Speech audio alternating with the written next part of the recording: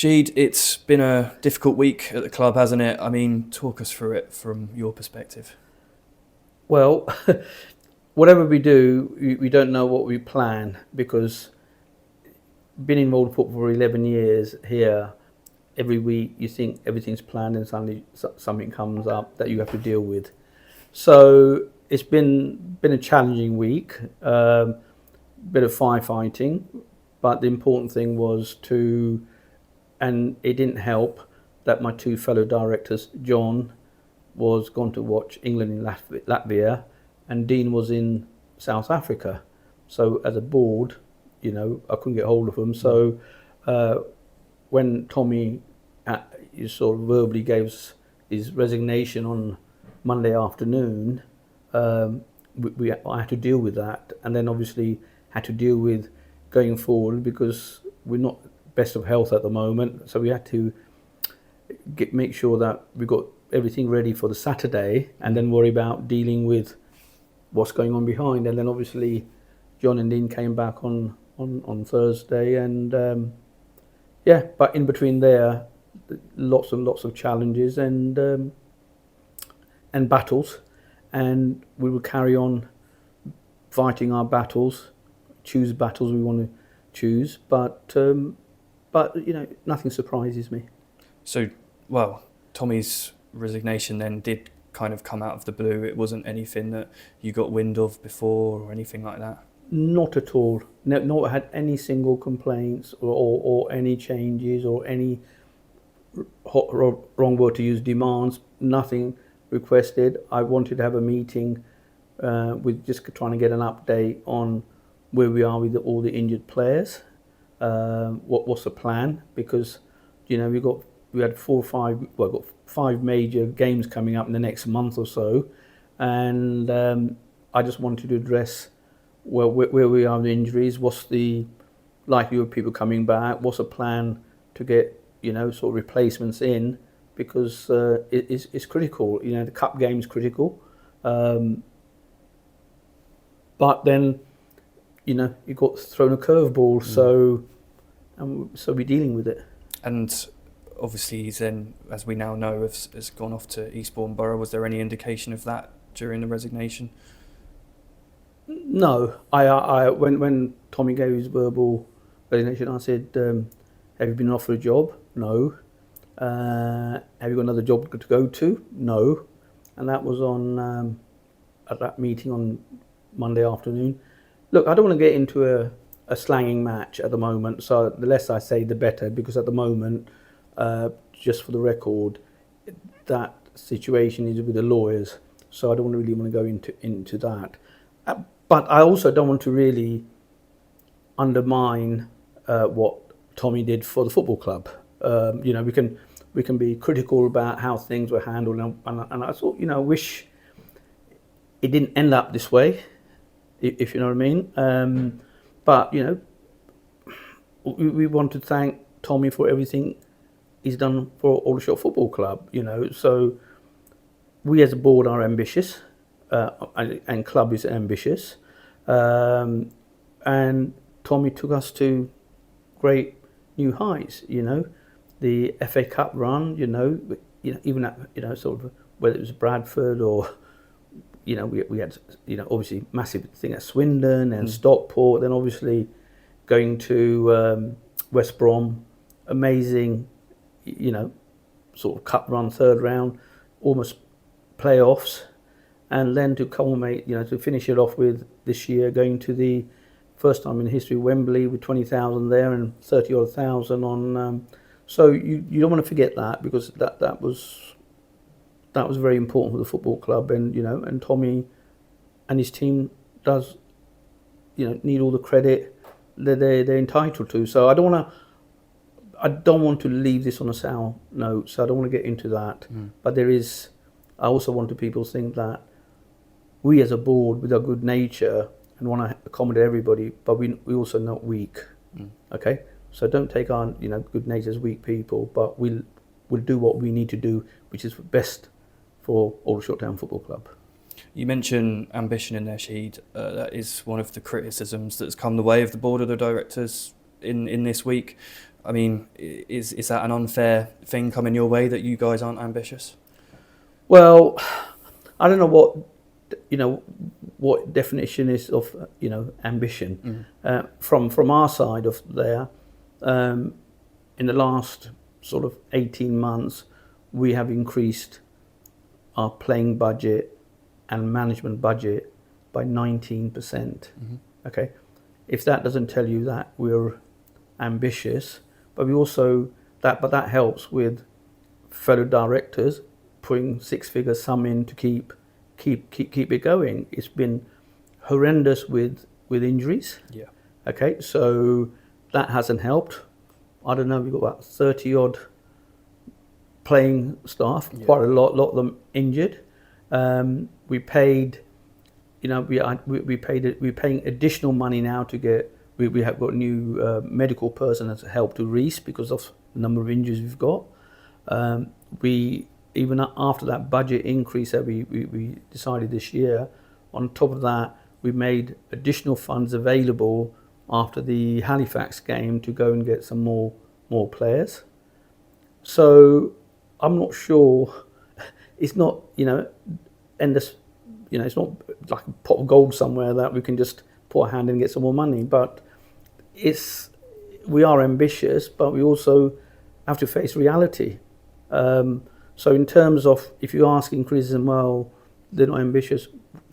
20% or 19% increase is, and that's just on the playing side. And then you combine that with running off the operation of the football club. Our medical bills are roughly 90 grand. You've got players that you're playing, we have to get additional in, and you're still paying the other people in rehabs and medical. Yeah. I've never seen so many scans and operations in my life. Then your cost of, utilities and security, everything's gone up. So, and to still give 19% increase, however we do it, that to me shows that we do much as possible, pushing it above our boundaries to make sure that we are competitive on the football pitch. Well, yeah, that leads into perfectly. Obviously, you're mentioning increasing the budget and things. One of the things that you do see on social media is that money's being taken out of the club. So is there any truth in that, Shahid? Right. I mean, I just find that absolutely ludicrous, right? I've got some previous, so 11 years or what I've been in as a chair, I had board members come and go. I can tell you categorically, not a single, but even if I might have fallen out with some board members, none of them ever taken a single penny out of the football club. And if anybody thinks you can make money out of the football club, they are in cloud cuckoo land, mate. Cloud cuckoo land. And I mean, another thing on level with that maybe is that you might be profiting from the redevelopment. I mean, can you quash those ones as well? I love to, to profit from it. Yeah. Okay. Our vision always is to make a football club sustainable. Yeah. The football club doesn't belong to me, John, Dean, or any of the other directors. It belongs to the people and the supporters. The council, Rushden Borough Council, they have complete trust in us, because they never would have given you a 118-year lease if they didn't trust you, because a football club has never ever had more than 10 or 15-year lease. Okay? Yeah. So somebody to give you 118, there's trust there. But they also have a trust there that any money comes in, money's not coming straight into the football club. The money's going to go into once we've got the development plans, it goes straight into an escrow account, which the council will also have an officer, a scrutiny officer overseeing it. So anybody thinks we're going to make money out of it, they are on another planet. Yeah. And again, another kind of rumour. I know they're all rumours on social media and things like this, but it's good to chat about it. There's been some criticisms coming your way that there's a refusal to sell the club. I mean, have you had any opportunities to do that over the last few years? Last years, I can tell you, going back to 2014, 2015 and 2016, the trust wanted to take over the football club, and John and I, their part, for the record, we offered the club to the trust. It was £100,000 overdraft facility. We said, take off the overdraft facility and we'll just walk away. Didn't want that. Twice we offered it to them. So that was round about then. In between there's people always showing interest behind there, but when you do due diligence, they're not the people that you want. Because, and to be honest, and those have proved right, because they have gone to other clubs and there haven't been that, it's been pretty much a turmoil there. I had a great discussion, being blunt, the Nick, I can't pronounce his surname, but the guy who just invested in Wheelstone, he was very keen to get, he came in a number of discussions with us, mainly on the phone, based in America. He wanted to get involved in football. We had a long chat. He was one of the most professional people I met. He's McKinsey type guy. And then sadly his mum passed away. He changed his mind, and then he never came back. When he bought, I still kept in touch with him. When he just bought major shareholding in Wheelstone, I congratulated him. So he was a genuine person. We had one other concrete bid, and by the way, that wasn't a bid from him. It was just discussion. The only formal offer we ever had was from a previous fellow director who made an offer with the conditions and timeline which was unachievable, and secondly, the entire board unanimously rejected it. Since then, there's been lots and lots of talks, and quite frankly, it was just talks. Nobody ever said, what's the value of the football club? It's for the record what's at the football club. If somebody wants to buy it lock, stock and barrel, there's 1.3 million shares. If they want to buy those shares, they can negotiate with every shareholder. Everybody paid £1. They don't have to sell them, but if they want to sell them, it's £1. There's about 1.3 million shares out, and there's debts of about 1.6, something like that. So if somebody wants to take those debts on, take it over. So in reality, you can take lock, stock and barrel if you wanted that. But nobody's ever come up with any offers. There you go. That quashes that one. I mean, moving back on to situations with the managerial staff. Obviously, we've got Douse and in charge at the moment temporarily with James Henry assisting him. Obviously, full support behind him. But is there now a plan in terms of what we're doing next? Yeah, look.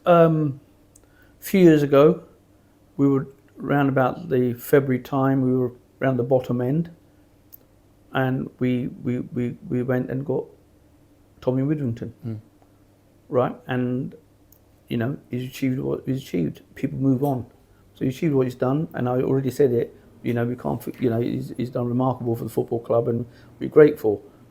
We're now looking for again, and it's my job and the board job to go and get, just the right person to take us forward again. It's start pushing us back up the league, get stability in there. So now the search has started, and all I can promise you, we are doing all our best at the moment to look for. But at the moment, we want everybody to get behind, James and Alan, because they come forward. And everybody needs to support the team and those two while we go and search. And at the moment, this week we haven't talked to them. I have had hundreds of CVs already, right? Hundreds of people want to get in touch with you, but at the moment the priority is to get stabilised. Get rid of all this bit of a headache we had last week and move forward, because we've got a few big games coming up, but. Yeah, we're working very hard at the moment. So now is the focus. Is everything settled down for the game on Saturday? Now we'll focus on the back office, how we start looking at what's out there.